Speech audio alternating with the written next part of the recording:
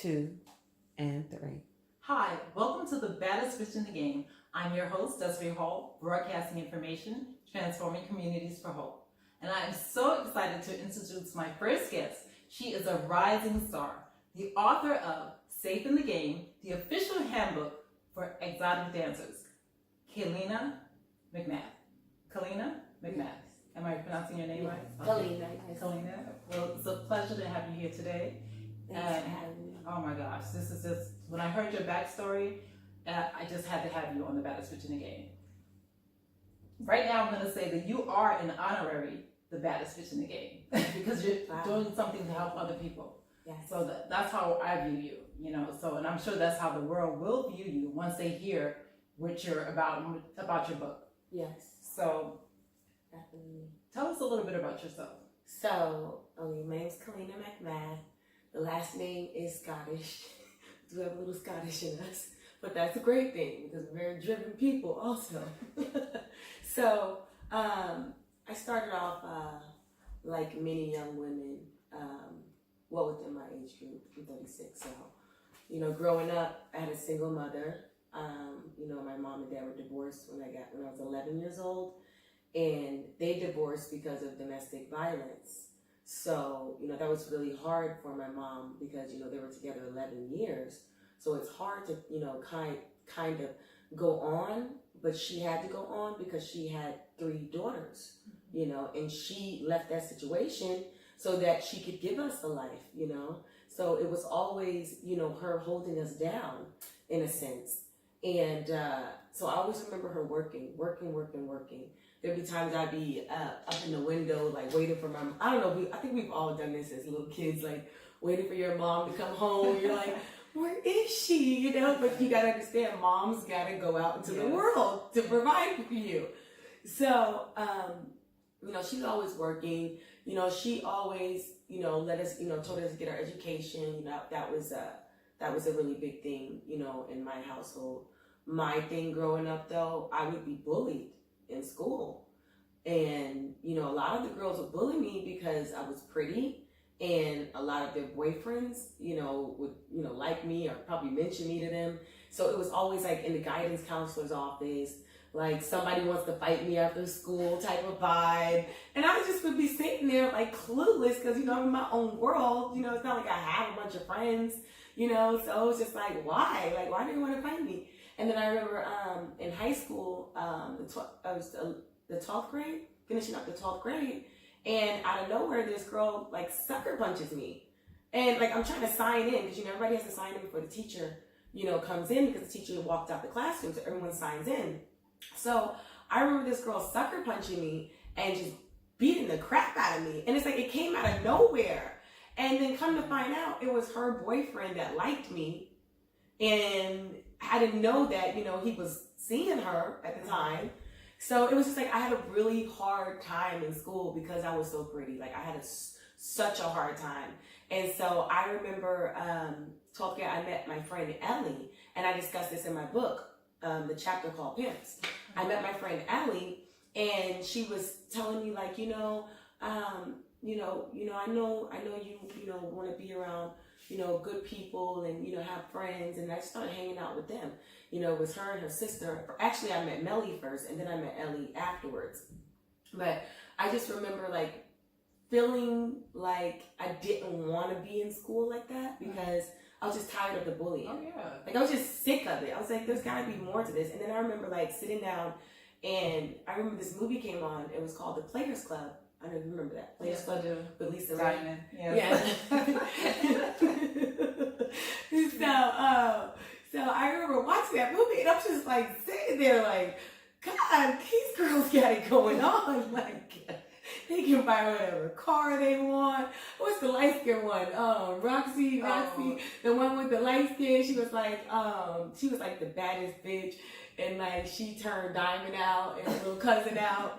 I just remember watching her, and I was just like, Man, I was like, I could do that. I could do that. And I remember them being on stage and looking sexy. And then I remember inviting my friend at the time, Clinton, over, my guy friend. He liked me, but it was one of those things like I would never date you, like ever, but I'd be your friend. So I remember him coming over and I'd be like dancing around the lamppost. And I'd be like, do you think I'd be a dancer? Yeah. And he was looking at me like, of course, in awe, like, yes, of course you could be a dancer. And just so I just had that notion in my mind, like it sparked that from watching that, it gave me that desire. And I was like, okay, I want to do that. Like, I think I can do that. And so Ellie introduced me to Jay Boogie at the time. Now, Jay Boogie, that was the one who really changed the course of my life. Like, this guy, like I discussed in the book, this guy talked about Nietzsche and interpreting dreams and living your best life and being somewhat outside of the norm. And, that's the pimping game is something that's outside of the norm. It's not like you're conforming to society. You're creating your own society within a society. So I was just like, oh my God, this world is so cool. So, okay, you're going to be the guy that takes care of us and we just go to work and that's all we got to do. I was like, okay, I'll do it. Like, all right. And you want to live nice, live fly. I want to live fly too. So I was like 17, turning 18. And I remember my mom telling me like, she was just like, you can't do whatever you want to do in my household. Like, if you're going to be seeing older guys or going out like that, so, you're going to have to go on your own. Right. So I just remember her giving me a pillow and being like, go ahead. You want to be grown, go be grown. You're of that age, And so, after, from then on out, I got into what they call that game. That's a different game. The pimp game, that's different. That's something where, like I explained, it's outside of the norm, and you're working. And a lot of the pimps, you see, a lot of them, they'll have girls strung out. I got lucky. I know you're saying, well, damn, how you get lucky? But yeah, you got lucky. Yeah, I still got lucky in the game because there's a lot of pimps that are like what they refer to in the street, guerrilla pimps. Right. And that means that, my guy, he made sure we were working in the clubs. He wouldn't have us walking the blade. They call the blade. The blade is something where the girls walk the streets to get johns or tricks or that term, and they're prostituting. So he would not have us doing any of that. We would just be in the club dancing. So we'd be dancing in the club, making our money. He didn't even want us to drink alcohol, which is so great because now being 36, I preserved my body, in a sense, for being 18, 19, 20, not drinking, or doing drugs. And like I said, in the gorilla pimps, they give the girls drugs. They'll have them strung out and beating the crap out of them. I've seen some crazy stuff. I've seen guys beat the crap out of girls. And I'm like, so that's your girl? That's your girl? And they're like, yeah, but, the bitch doesn't do what I say or that type of shit. Wow, that's crazy. Wow. So you've been through it. I've seen a lot. I've seen a lot. Yes. Yeah. Wow. That's crazy. Yeah. So I'm glad you're here today. Mm-hmm. I mean, you're a living testimony to what life can offer. Mm-hmm. You can never say where a person's going, or you can never put a person down and say, oh, well, that person's not going to be anything. You just don't know, So, and I want to know, why did you start dancing? The reason I started dancing was to create an economic type of wealth for myself. I saw the opportunity in making the money. So therefore, you make the money, you're able to provide for yourself. You're able to provide for your siblings or your mom or anyone of that nature. And I remember telling my little sister, when she was a baby, I was only probably 8 years old, and I made a promise to her that I would always take care of her. Now, in that time, and saying that at 8 years old, I had no idea that yet your words would come to life and you would actually be the one to take care of her. So why did I continue dancing even after I got out the game? Was because I had to take care of my family. I had to make sure that little one, who's now 27 years old, was going to be, the college graduate that she is. I paid for her Catholic private school. We all know that's not cheap. I was only 23, Wow. paying every month for almost 4 years. Wow, I commend you. 4 years of her private school so she could go to Barry University, graduate, and have a college degree, you know? Mm-hmm. So those are the reasons why. Also, just to be there for my mom or, you know, my nieces, my sister, my older sister has 2 girls and a boy. So I've just always been that financial provider in a sense. The breadwinner. Yeah. Yes, you have. Yeah. And why was it just so important for you to write this book? Man, these girls, I just feel for them because I remember when I got in the game, I didn't have nobody to tell me, Lena, you don't even need to go with homeboy. What you need to do is just read this book, you know, read this book, get some understanding of what it is that you need to do to prosper in this type of profession. And then I would have been good. But I didn't have that. It was such a stigma, and it still is, that it hinders and it stops and it hurts women. You want to help them. You don't want to hurt them. You want to help them. You want to make that process, or, you know, whatever they're doing, you want to make it as smooth as possible. You want to make the transition in and the transition out as smooth as possible. You don't want them to have headaches and go through and go through pitfalls and lose money and gain money. No, you want consistency. So that was the reason as to why, you know, I wrote this book, to help young women out so they have consistency, and just women in general, so we get an overall understanding of what we go through as women, the many hats that we wear as women. You know, so that's everything. And what I really love about your handbook, you're teaching women how to be their own entrepreneur. Yes. So your book is like a handbook for your own business. You know what I'm saying? To be self-employed, and not to let any man rule you. So I really like that you're giving them a platform to showcase and show them how they can become independent, and you don't need a man. You know what I'm saying? Why let a man rule your finances when you could control your own finances, and you could use your money at will to, you know, how you please, basically. Yes. Yeah. So with that being said, I have another question for you. Yes. What are some of the dangers and pitfalls that exotic dancers face? Oh, okay. And I explained this in the book too. I would say number 1 is staying away from pimps. You want to stay away from them. You want to avoid them at all costs. You really do. Unless you're crazy and you can't even, you don't know your, as this is saying, excuse my French, but you don't know your bum from your elbow. You know what I mean? That's not the case. Then you need to read the book and stay away from that. Just stay away from them in general, just period. You know, you don't want you want to be able to make money and keep money. You don't want to give your money away. You know what I mean? And another pitfall, because this is so accessible, is alcohol and drugs. It's so accessible. Alcohol is so accessible. You're around a bar every day you go to work. So, you know, you want to stay away from the alcohol because that slows productivity. That slows your money-making mission down. If you go to work and you say, okay, and this is you could be doing whatever. You could be any kind of hustle that you're doing. You say, okay, I'm going to make, today I have a goal set where I'm going to make $1,500 or $3,000. However you get your money. Okay, you go in sober, you know, you're drinking water, you're going to be able to accomplish that goal 9 times out of 10. That's true. Now, you got something that's blocking those inhibitions. Guess what? Let's say you only made 800. You could have made that 15. You could have made that 3,000. But because alcohol came into play, your mission is you're not thinking about that anymore. Right.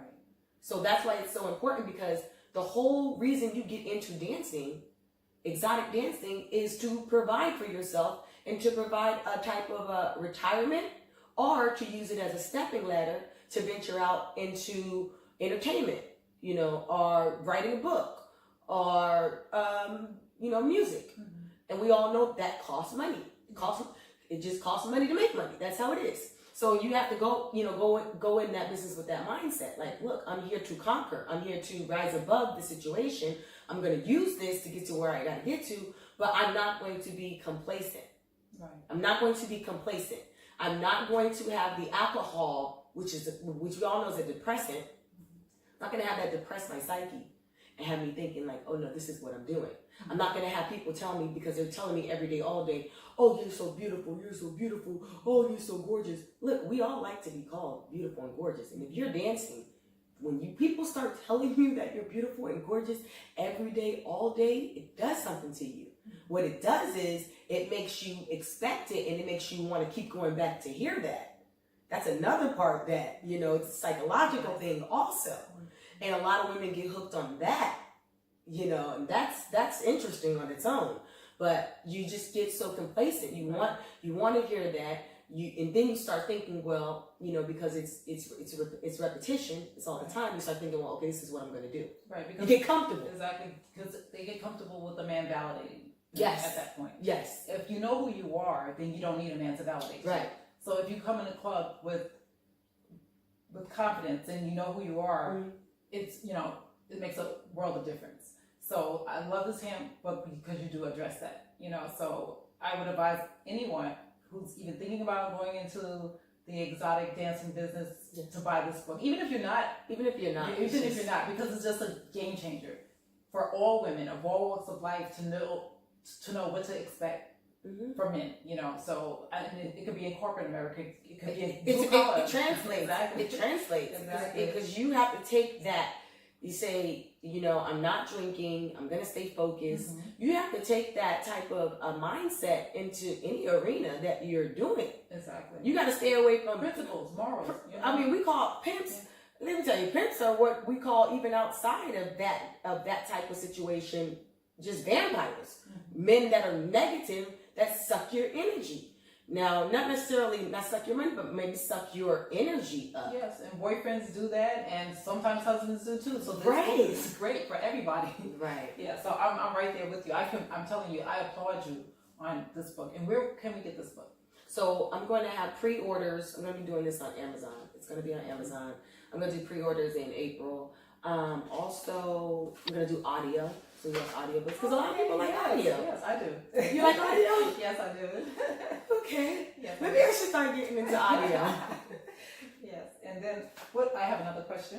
It might not be the last one, but what is your game plan as you transition from exotic dancing into the Hollywood entertainment industry? I want to do that question over. Okay.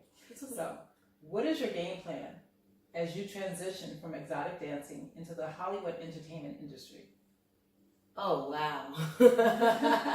Good, right?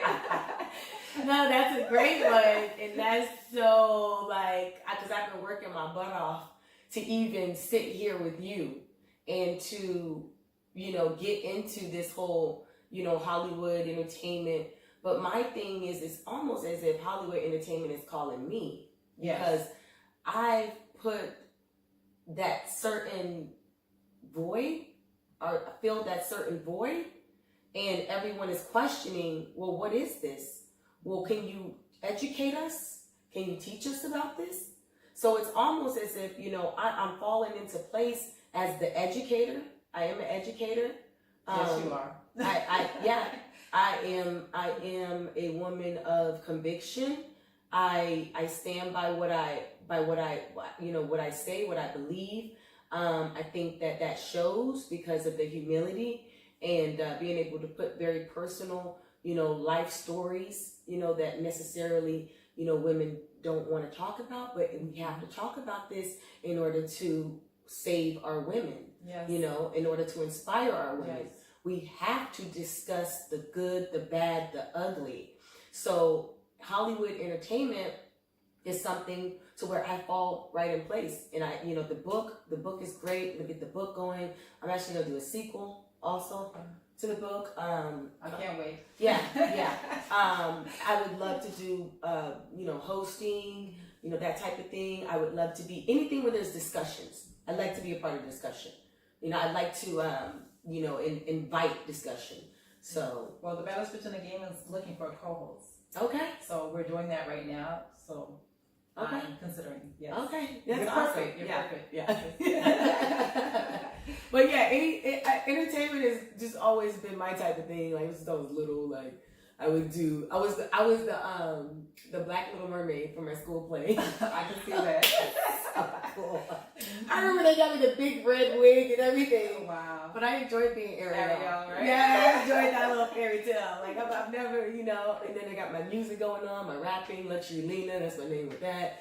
I just look to be versatile and to just to live out my talents and my truths, because that's the saddest thing in life is wasted talent. That's true. That's You true. wanna do Talent that. and time. Yeah. Oh my God. So that's what I want to do. I just everything that has been placed inside of me, to do, I'm gonna do that and share that with the world. That's awesome.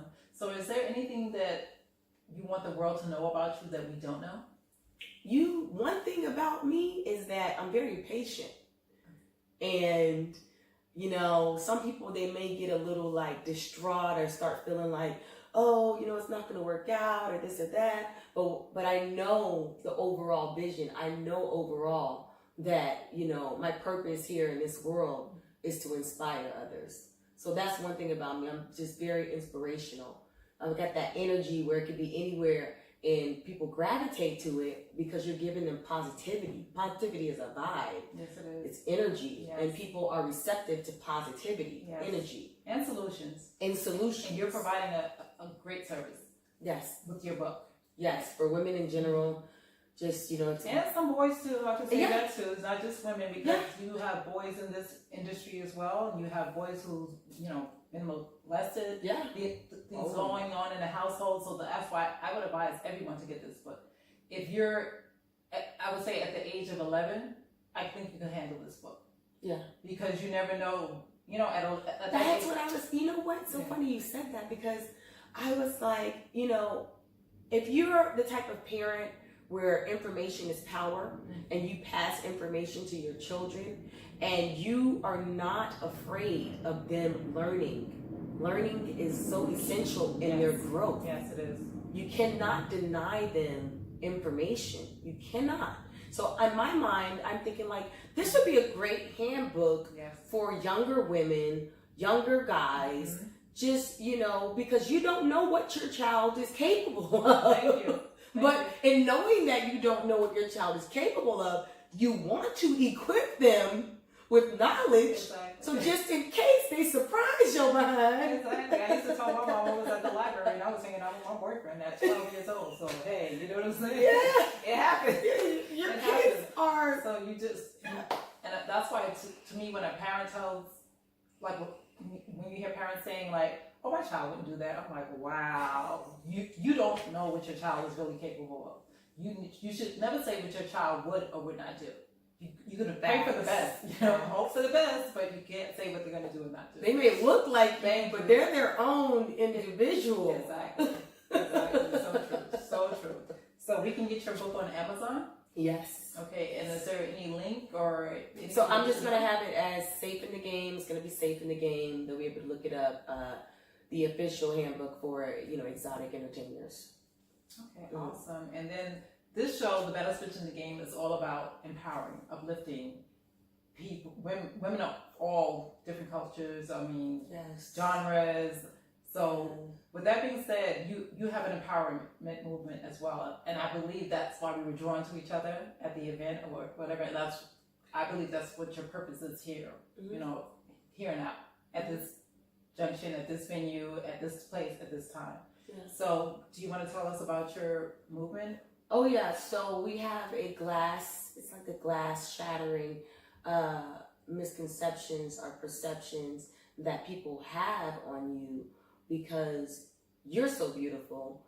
No one knew that you were an NYPD police officer. Yes. Well, automatically they're thinking, oh, she's just a model. She don't know, she doesn't. She probably, she doesn't want to provide, order and law and all of that. She doesn't have those type of, instincts about her. She, so it's just about shattering that. It's like, hold on, first of all, there's more to the cover than you think. Yes, that's true. There's so many layers more. There's so many layers, and it's almost like you're saying to somebody, you know, without saying it, like, just give me a chance. Like, let me rock. Like, just give me a chance. Don't just put me in a box. Exactly. Don't put me in a box. Like, how dare you put me in a box? Yeah. Like, there's so much more to me than that. And that's the whole thing behind it. So people look at me and they say, oh, and I've had this happen to me, and God bless them, you know, go on with their lives. But I've had people like actually treat me a certain way because they feel that they can. Right. And they say, I introduce myself and I say, hi, how are you? How you doing? And you know, I have a book coming out and it's called Safe in the Game, and it's the official handbook for exotic entertainers. And then all of a sudden the mood is sort of changed, and then they'll be like, oh, okay, well, you have a nice day. And people don't understand. It's like, bro, like, they don't understand this is a profession. This yes, is really a job. This is an actual, factual, multi-million-dollar profession. The club that I work at, Crazy Horse 3 in Las Vegas, which is right down the street from the Raiders Stadium. They're building the Raiders Stadium right next to them. Like, did they luck out or what? Yes, they did. Like, I don't know about kind of players. But yeah, I'm just saying, like, man, you don't know what a person has by you can't just say, oh, that's all she's good for. Well, she must be good for something, because first of all, she doesn't care what you think. She's still writing that book. That book's coming out. Yes. Attitudes, and it's gonna sell. let me tell you something. Attitudes like that are what run Fortune 500 companies. Yes. Okay. Exactly. Like, look, we're putting Mindset. this out. That type of mindset. That's right. So don't ever treat somebody like they're lesser than. Yes. If you see the attributes that person has, that says a lot. Yes, it does. That says it all. Exactly. You know, so that's the whole thing. It's like shattering that and telling people, like, look for the attributes in the person. Look for the key traits that they have that can almost add something to you or what you're doing, but you know, it doesn't take away from them because they may be in a certain type of profession. You might not agree with it, but at the end of the day, it is a profession. Yes, it is. And it is something serious. It's serious. It's so serious that I wrote a book about it to inform people. And you're gonna, like I said, you're gonna be helping so many people, because people don't realize with that type of job, you're always really in danger. I mean, really going home. I mean, you really. So with that being said, yeah, sorry, that was my wrong. Okay. Yeah. With that being said, it's just like they don't understand that you're putting yourself at risk as well. You know, it's not just all glam and you know, beauty is not all that. That's what I love about it, is that we're not scared to be a woman. We're fearless. I'm fearless. I should not have to look over my shoulder because I leave a freaking strip club. Excuse my French, but I should not have to do that. Right. I should have the same rights as men. I should be just as protected as a man. I shouldn't have to think in the back of my mind, oh, will I be raped tonight? Oh, will there be a psycho that tries to follow me home? I shouldn't have to think that. You know what I mean? Yes. So that's why this book is so important, because it's a part of the women's movement. It's a part of our agenda. It's a part of, you know, the government protecting us and being on our side and saying, okay, this is what she does. Respect it. Exactly. Instead of being negative. Because see, every time you throw a stone, someone feels that they can take up another stone and throw it. So you have to be careful how you treat women in general. And that's why it's so important coming from a exotic dancer standpoint, because if you keep saying, oh, you're nothing but a dirty little stripper, that's people's perception. So they feel like they can do whatever they want to that dirty little stripper. Or they feel like conservatives are saying, well, you're not a good person. So then that gives a person the right to hurt or harm that person. Because that's the perception that's out there of that person. That's why this has to be worked on. We have to address this. We as Americans, we have so many causes, and we go around the world and we have human rights causes that we stand up for. And this is one of the human rights causes that needs to be checked here. I agree. I totally agree. But we also have to understand the reason why they don't protect and honor the profession of exotic dancers is because the higher up are involved in this. You know what I'm saying? So, officials, things of that nature or whatever, they're hiring these girls. So I believe, you know what I'm saying?